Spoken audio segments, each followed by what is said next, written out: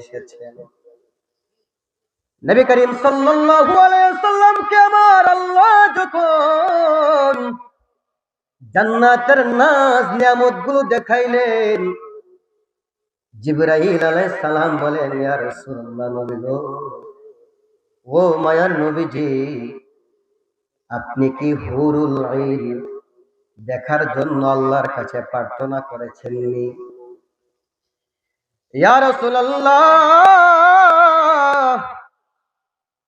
আপনি কি আল্লাহর কাছে প্রার্থনা করেছেন হুরুল আইন দেখার জন্য?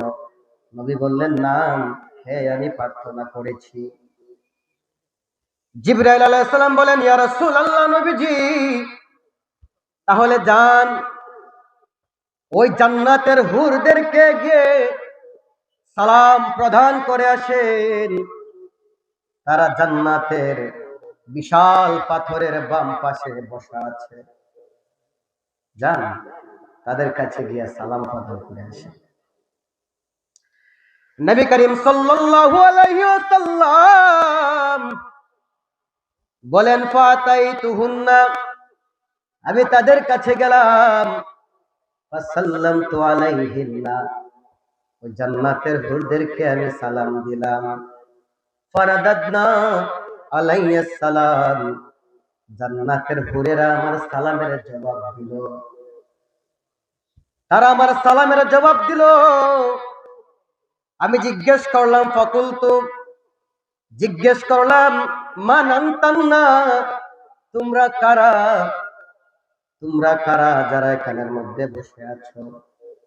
ফাকুলনা, তারা আমাকে জবাব দিল, জান্নাতের হুরেরা আমার নবীকে জবাব দিল। নবীজি বলেন, ফাকুলনা, তারা আমাকে জবাব দিল, নাহনু খায়রাতুল হিসান, তারা জবাব দিল, ইয়া রাসূলুল্লাহ, আমরা হলাম খায়রাতুল হিসান, আমরা হলাম সুন্দর ও উৎকৃষ্ট রমণী।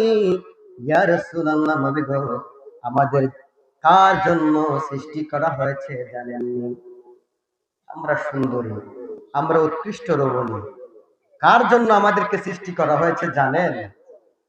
নবী করিম সাল্লাল্লাহু আলাইহি সাল্লামকে হুরায়রা বলতেছে, নিসাউ কওমিন আবরার, ইয়া রাসূলুল্লাহ, নবী গো, আমাদেরকে কার জন্য আল্লাহ পাক রব্বুল আলামিন প্রস্তুত করেছেন জানেননি? নিসাউ কওমিন আবরার, আপনার উম্মতের মধ্য থেকে